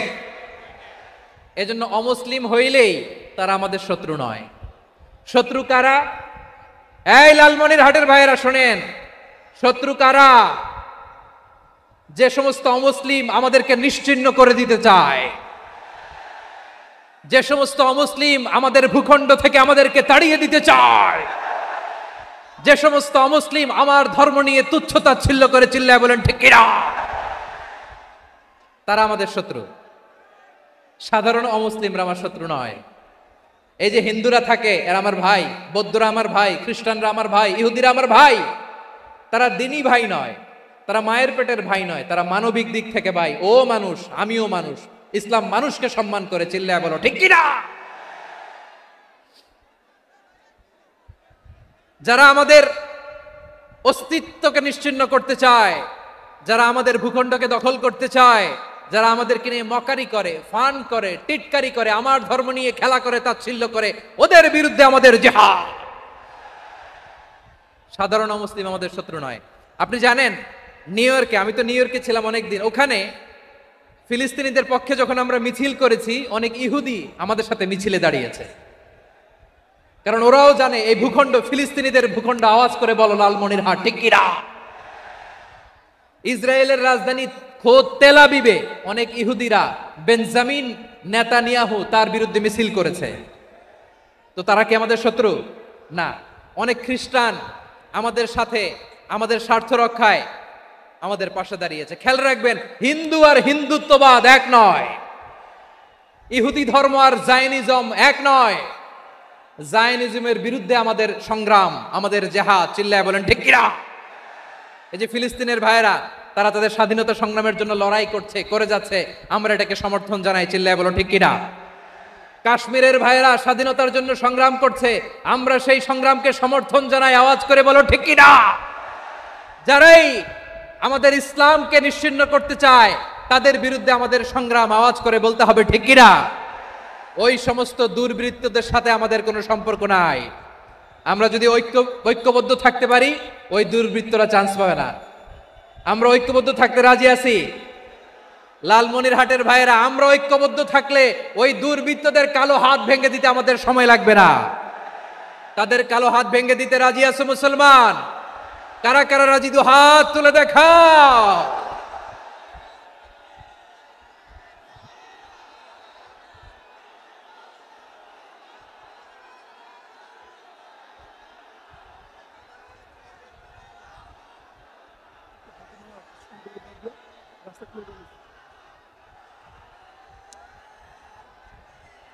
আমার প্রাণ প্রিয় লালমনিরহাটের ভাইয়েরা, শত্রু কাফের আর অশত্রু কাফেরের মধ্যে পার্থক্য আছে না নাই? আবু তালেবও মুশরিক, আবু জাহেলও মুশরিক, কিন্তু দুই মুশরিকে পার্থক্য আছে না নাই? আবু তালেব নবীর চাচা, মুশরিক, মারা গিয়েছে মুশরিক অবস্থায়, কিন্তু আজীবন আমার নবীকে আগলে রেখেছে, আমার নবীকে সাপোর্ট করেছে, ভালোবেসেছে। আবু জাহেলও মুশরিক, মারা গিয়েছে মুশরিক হিসেবে, আজীবন আমার নবীর বিরুদ্ধাচারণ করেছে। আবু জাহেলের শক্তি, সামর্থ্য, স্ট্র্যাটেজি, প্ল্যান সব আমার নবীর বিরুদ্ধে ছিল। এই আবু জাহেলের কারণে একটা দিন শান্তিতে আমার নবী মক্কায় ঘুমাতে পারে নাই, চিল্লায় বলেন ঠিক কিনা। এজন্য রাব্বুল আলামিন বলেন, লা ইয়ানহাকুমুল্লাহু আনিল্লাযীনা লাম ইউকাতিলুকুম ফিদ-দীনি ওয়া লাম ইখরিজুকুম মিন দিয়ারিকুম আন তাবাররুহুম ওয়া তুকসিতু ইলাইহিম ইন্নাল্লাহা ইউহিব্বুল মুকসিতিন। আল্লাহ বলে, গোলামেরা শোনো শোনো, যে সমস্ত অমুসলিম তোমাদের সাথে ধর্মযুদ্ধে লিপ্ত হয় না, তোমাদের বিরুদ্ধে যে সমস্ত অমুসলিম অস্ত্র ধরে না, যে সমস্ত মুসলিম তোমাদেরকে তোমাদের জন্মস্থান থেকে ভূখণ্ড থেকে তাড়িয়ে দেয় না, তাদের সাথে ভালো আচরণ করতে আমি আল্লাহ নিষেধ করি নাই। তাদের সাথে সদাচরণে কোনো নিষেধাজ্ঞা নাই, বরং তাদের সাথে সদাচরণ করো, এটাই আমি আল্লাহ চাই। তাহলে আমার যে অমুসলিমরা আমাদের সাথে শত্রুতা করে না, তুচ্ছতাচ্ছিল্য করে না, আমাদের ভূমি থেকে আমাদেরকে উচ্ছেদ করতে চায় না, আমাদের বিরুদ্ধে অস্ত্র ধরে না, ওই অমুসলিম ভাইদের সাথে আমাদের কোনো দ্বন্দ্ব আছে? কোনো বিরোধ আছে? বরং আছে ভালোবাসা। বরং আছে কি? এই ভালোবাসা দিয়েই আমরা বিশ্ব জয় করব। রাজি আছো মুসলমান? আমাদের পুঁজি ভালোবাসা। আমাদের পুঁজি কি? এবার আওয়াজ করে বলেন, আমার এই পুরো আলোচনা থেকে the religious coexistence, peaceful coexistence, শান্তিপূর্ণ সহাবস্থান, কমিউনাল হারমোনি, এই সাম্প্রদায়িক সম্প্রীতি, এই আলোচনা থেকে কি বুঝলেন? ইসলাম কি ন্যারো মাইন্ডেড না ব্রড মাইন্ডেড? এই ব্রড মাইন্ডেড হৃদয় নিয়ে, ভালোবাসা দিয়ে আমরা বিশ্ব জয় করতে চাই। রাজি আছেন? আল্লাহ কবুল করুক। আমরা সবাই পড়ি আমিন। লালমনিরহাটের জেলা স্টেডিয়ামে আমার প্রিয় মায়েরা, বোনেরা, আপনাদের জন্য একটা হাদিস বলে শেষ করব। বিশ্বনবী বলেন, আমার মায়েরা খেয়াল করে শুনুন, বিশ্বনবী আপনাদের উদ্দেশ্য করে বলেন, আল মারআতু ইযা সাল্লাত খামসাহা ওয়া সামাত শাহরাহা হাফিজাত ফুরুজাহা আতাআত বা'লাহা ফালতাদখুল মিন আইয়ি আবওয়াবিল জান্নাতি শাআত। বিশ্বনবী বলেন, ও রমণীরা, ও নারীরা, যে সমস্ত নারী এই 4টা কাজ করবে, এই 4টা কাজের গ্যারান্টি দিবে, তাদেরকে জান্নাতের 8টা দরজার গ্যারান্টি দেয়া হবে। কি 4টা কাজ? 1 নাম্বার, আল মারআতু ইযা সাল্লাত খামসাহা, যে নারী 5 ওয়াক্ত নামাজ পড়ে। কি করে? জেলা স্টেডিয়ামে অবস্থানরত আমার নারীরা, বোনেরা, বিশ্বনবী আপনাদেরকে 4টা কাজের কথা বলেছেন, খুব বেশি না। 4টা করলে 8 জান্নাতের দরজা সব খোলা। কোনটা দিয়ে যাবেন? যেটা দিয়ে মনে চায়। 1 নাম্বার 5 ওয়াক্ত নামাজ। আমার বোনেরা জোহরের নামাজ পড়তে পড়তে এটা আসরে নিয়ে যায়, আসর পড়তে পড়তে এটা মাগরিবে নিয়ে যায়। এরকম আসরে নাই? লালমনিরহাটে হয়তো নাই। আমার বোনেরা এটা করবেন না। ইন্নাস সালাতা কানাত আলাল মুমিনিনা কিতাবাম মাওকুতা, সময় মতো পড়বেন। সামাত শাহরা, রমাদানের রোজাগুলো রাখবেন। হাফিজাত ফুরুজাহা, যে নারী তার চরিত্রকে হেফাজত করে, তার প্রাইভেট হেফাজত করে, তার লজ্জাস্থান হেফাজত করে। ও মায়েরা, গর্ভ যে কত দামি আপনি জানেন না। আপনার এই গর্ভ থেকে জন্মাবে আগামীর সালাহুদ্দিন আল আইয়ুবী। আপনার গর্ভ থেকেই জন্মাবে ইমাম আল মাহদি আল মুনতাজার। আপনার পেট থেকে জন্মাবে আবু সাইদের মতো বীর সৈনিক। আপনার পেট থেকে জন্মাবে মুগ্ধের মতো বীর মুজাহিদ। আপনি জানেন না কে আসবে আপনার পেট থেকে। সময়টাকে কাজে লাগান, ইসলামকে বুঝেন, মানেন, আমাদের ইসলামিক লেকচারগুলো শোনেন। আমরা যে বার্তাগুলো, ইনস্ট্রাকশনগুলো, দিক নির্দেশনাগুলো আপনাদের খেদমতে রাখি, এগুলো মেনে চলুন। আপনিই পারেন আপনার ঘরটাকে জান্নাতের টুকরা বানাতে। একটা family, it's a very big institution and you are the MD, the managing director of this institution. চিল্লায় বলেন ঠিক কিনা? চাইলেই পারেন ঘরটারে জান্নাতের টুকরা বানাতে। 5 ওয়াক্ত সালাত, রমাদানের রোজা, নিজের চরিত্রের হেফাজত, ও আতাআত বা'লাহা, স্বামীর আনুগত্য। এটাতে অনেকে ভুল করে থাকে। হায় রে আমার বোনেরা, স্বামীর আনুগত্যকে এটা নিজের অপমান মনে করবেন না। আপনার স্বামী আপনার সবচেয়ে বড় গার্ডিয়ান, তিনি আপনার সবচেয়ে ভালো চায়। নারী কখনো গার্ডিয়ানশিপের বাইরে থাকতে পারে না। হয় আপনি বাবার গার্ডিয়ানশিপের ভেতরে, বাপ না থাকলে ভাই আপনার গার্ডিয়ান, ভাই না থাকলে চাচা গার্ডিয়ান, বিয়ের পরে আপনার স্বামী আপনার গার্ডিয়ান। শরিয়া সম্মত স্বামীর আদেশগুলো আপনি মেনে চলবেন, কিন্তু শরিয়া বিরুদ্ধ কোনো আদেশ মানতে আপনি বাধ্য নয়। আওয়াজ করে বলুন সবাই ঠিক কিনা? এই 4টা কাজ যদি কোনো নারী করে, বিশ্বনবী বলেন জান্নাতের 8টা দরজা খোলা। তোমার যেটা দিয়ে মনে চায় সেটা দিয়ে জান্নাতে তুমি এন্ট্রি নিতে পারবা। আমরা এখানে লালমনিরহাটের সোহরাওয়ার্দী ময়দানে আজকে যেমন একত্রিত হতে পারলাম, আল্লাহর জান্নাতেও যেন একত্রিত হতে পারে। আল্লাহ তুমি তৌফিক দান করো। আল্লাহ আমার এই কলিজার টুকরা যুবক ভাইদেরকে তুমি ওমরে ফারুকের মতো কবুল করো। জেলা স্টেডিয়ামে অবস্থানরত আমার মা বোনদেরকে তুমি ফাতেমার মতো, খাদিজার মতো কবুল করো। আমাদের কলিজার টুকরা সন্তানদেরকে তুমি সালাহুদ্দিন আল আইয়ুবীর মতো কবুল করো। এই যে ইসলামিক সোসাইটি লালমনিরহাটকে আল্লাহ তুমি কবুল করো।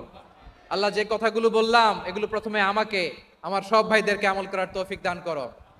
রব্বানা যালামনা আনফুসানা ওয়া ইন লাম তাগফির লানা ওয়া তারহামনা লানাকুনান্না মিনাল খাসিরিন।